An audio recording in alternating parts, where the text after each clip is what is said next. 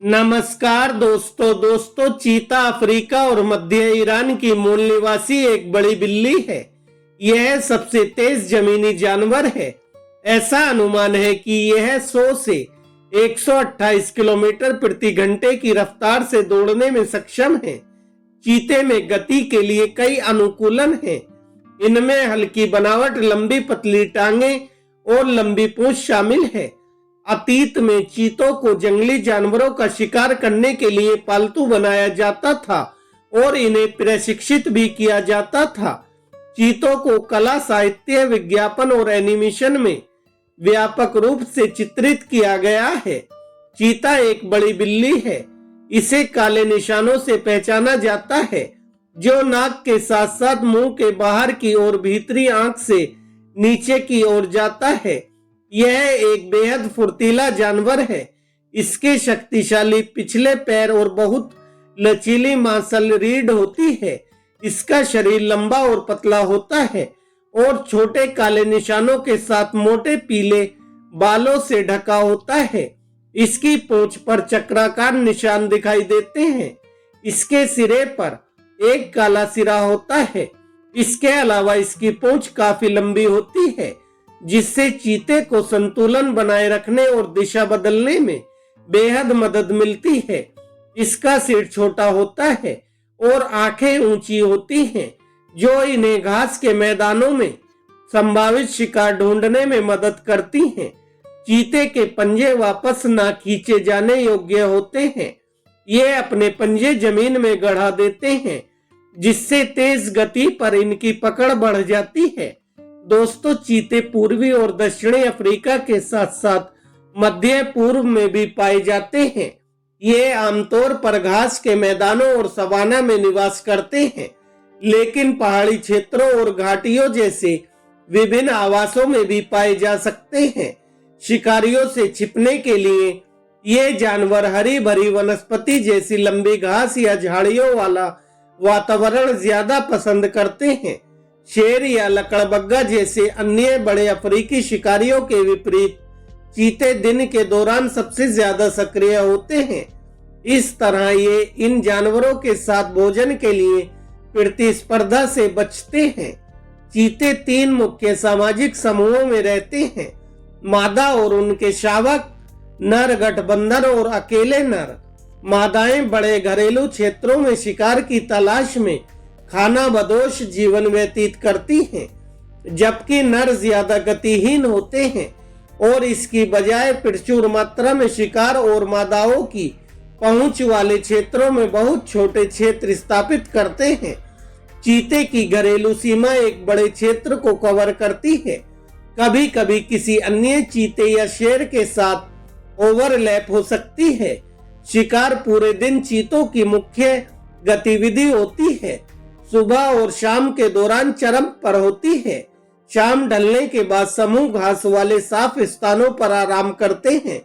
शिकार या बड़े मांसाहारियों की जांच के लिए चीते अक्सर ऊंचाई जैसे अवलोकन बिंदुओं पर अपने आसपास का निरीक्षण करते हैं। आराम करते समय भी ये बारी बारी से नजर रखते हैं। शिकार करते समय चीते अपनी गंध की बजाय अपनी दृष्टि का उपयोग करते हैं। ये विश्राम स्थलों या निचली शाखाओं से शिकार की तलाश में रहते हैं।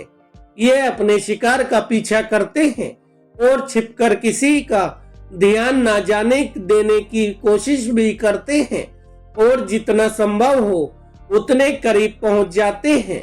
अक्सर ये आड़ में छिपकर भी रहते हैं और शिकार के करीब आने का इंतजार करते हैं।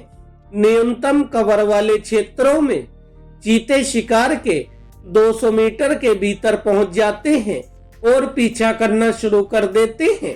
दोस्तों, चीते बहुत मुखर होते हैं और इनमें चहचहाहट, हकलाना, मियाऊ मिमियाना, खांसना, गुर्राना, फुफकारना, मियाऊ मियाऊ करना और करहाना या चिल्लाने जैसी काल और ध्वनियों की एक विस्तृत भंडार होता है।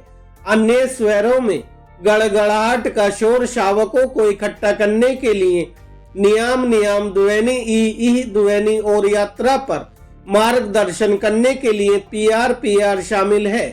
शावकों को स्थिर खड़े रहने की चेतावनी देने के लिए धीमी आवाज वाली अलार्म कॉल का उपयोग किया जाता है। चीते मांसाहारी जानवर हैं।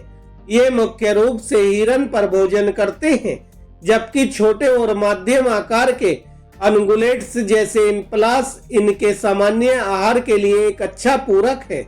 जब उपयुक्त भोजन की कमी होती है तो ये खरगोश या पक्षियों जैसी छोटी प्रजातियों का भी सेवन कर सकते हैं। चीते में बहुपत्नी संभोग प्रणाली होती है, जहां एक नर कई मादाओं के साथ संभोग करता है। इसके अलावा चीता नर केवल संभोग के लिए मादाओं के साथ जुड़ते हैं और माता पिता की देखभाल नहीं करते हैं। ये जानवर साल भर प्रजनन करते हैं। गर्भधारण की अवधि लगभग 3 महीने तक रहती है, जिसके बाद 2 से 5 शावक पैदा होते हैं। नवजात बच्चे अंधे पैदा होते हैं और पूरी तरह से असुरक्षित होते हैं। अगले कुछ महीनों में शावकों को तब तक स्तनपान कराया जाता है जब तक ये मांस खाना शुरू नहीं कर देते हैं। जल्द ही बच्चे शिकार कौशल देखने और सीखने के लिए शिकार के दौरान अपनी मां के साथ जाने लगते हैं। इसके अलावा ये अपने भाई बहनों के साथ खेलते हुए शिकार की तकनीक भी सीखते हैं। शावक अपनी मां के साथ तब तक रहते हैं जब तक ये आजाद रूप से शिकार करने में सक्षम नहीं हो जाते हैं। फिर 18 महीने से 2 साल की उम्र के बीच ये अपना क्षेत्र खोजने के लिए निकल जाते हैं। मादा चीता 20 से 22 महीनों की उम्र में प्रजनन परिपक्वता तक पहुंच जाती है। दोस्तों, चीतों की सामाजिक संरचना लचीली और जटिल होती है और ये कई अन्य बिल्लियों की तुलना में ज्यादा मिलनसार होते हैं। नर मादाओं के क्षेत्र या पहुंच को लेकर मध्य में लड़ते हैं और दुर्लभ मौकों पर ऐसे झगड़ों के परिणाम स्वरूप गंभीर चोट और मृत्यु हो सकती है। जबकि मादाएं सामाजिक नहीं होती हैं और ये दूसरे नरों के साथ न्यूनतम बातचीत करती हैं।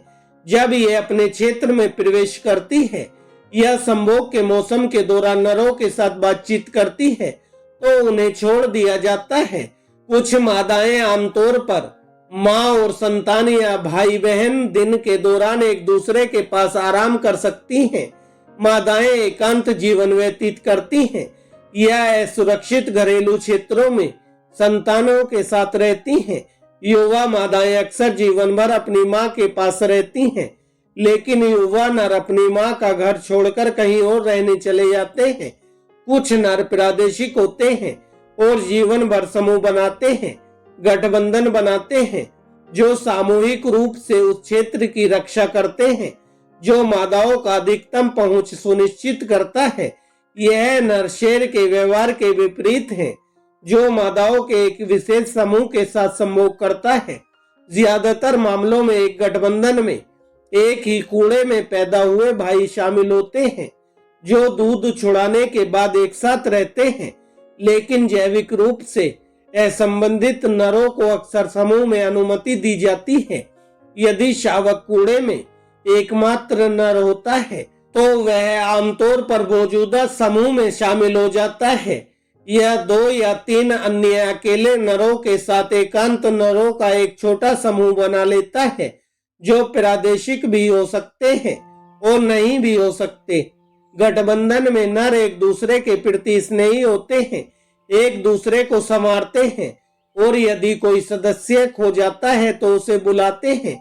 असंबद्ध नरों को समूह में अपने शुरुआती दिनों में कुछ घृणा का सामना करना पड़ सकता है।